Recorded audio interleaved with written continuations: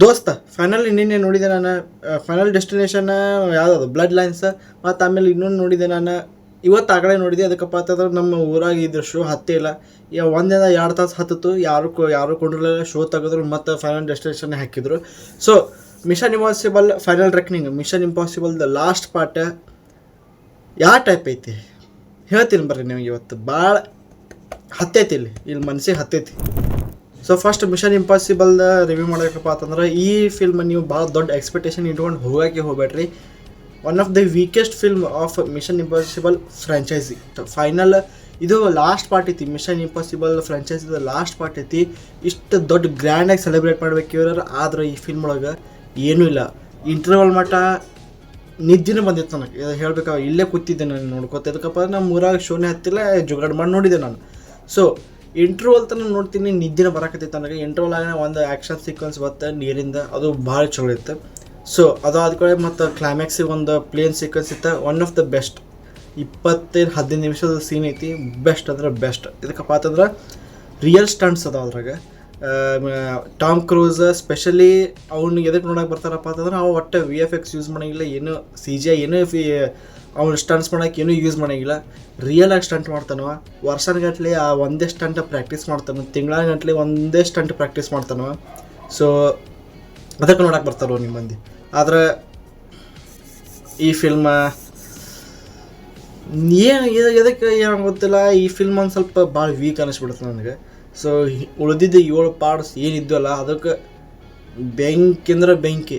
So specially ಹೇಳಬೇಕಪ್ಪ ಅಂತಂದ್ರೆ, mission impossible 7th part ಒಳಗೆ ಏನಿತ್ತಲ್ಲ ಅದು ಆ್ಯಕ್ಷನ್ ಸೀಕ್ವೆನ್ಸ್, ಕಾರ್ ಚೇಸಿಂಗ್ 2-3 ಇದ್ದು, ಲಾಸ್ಟಿಗೆ ದೊಡ್ಡ ದೊಡ್ಡ ಆ್ಯಕ್ಷನ್ ಸೀನ್ಸ್ ಮತ್ತು ಟ್ರೈನಿಂದ ಸೀನ್, ಬೆಂಕಿ ಅಂದ್ರೆ ಬೆಂಕಿ ಹೇಳ್ಬೋದು. ಆದರೆ ಈ ಫಿಲ್ಮ್ ಒಳಗೆ ಏನು ನೀವು ಎಕ್ಸ್ಪೆಕ್ಟೇಷನ್ ಸಿಗೋಂಗಿಲ್ಲ. ಏನು ನೀವು ಎಕ್ಸ್ಪೆಕ್ಟ್ ಮಾಡಿದ್ದೇನು ಸಿಗೋಂಗಿಲ್ಲ ಇದ್ರೊಳಗೆ.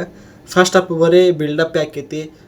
ಈ ಥರ ಕ್ಯಾರೆಕ್ಟರಿಗೆ ಬರೀ ಅವರಿಗೆ ಬಿಲ್ಡಪ್ ಕೊಡೋದಾಕೈತಿ ಮತ್ತು ಅವನಿಗೆ ಟ್ರಿಬ್ಯೂಟ್ ಕೊಡೋದಾಕೈತಿ. ಇದ್ದಿದ್ದೆಲ್ಲ ಹಿಂದಿನ ಪಾಠದೆಲ್ಲ ಸೇರಿ ಒಂದೇ ಪಾಠದಾಗ ಟ್ರಿಬ್ಯೂಟ್ ಕೊಡ್ತಾರೆ ಅವ್ರು. ಅದೊಂದು ಸ್ವಲ್ಪ ಇಮೋಷ್ನಲ್ ಆಗಿ ಮಾಡ್ತಾರೆ. ಅದು ಇಮೋಷ್ನಲ್ ಆಗಿ ಕನೆಕ್ಟ್ ಆಗಲ್ಲ, ಕರೆ ಹೇಳಬೇಕಪ್ಪ, ನನಗಾಗಿಲ್ಲ.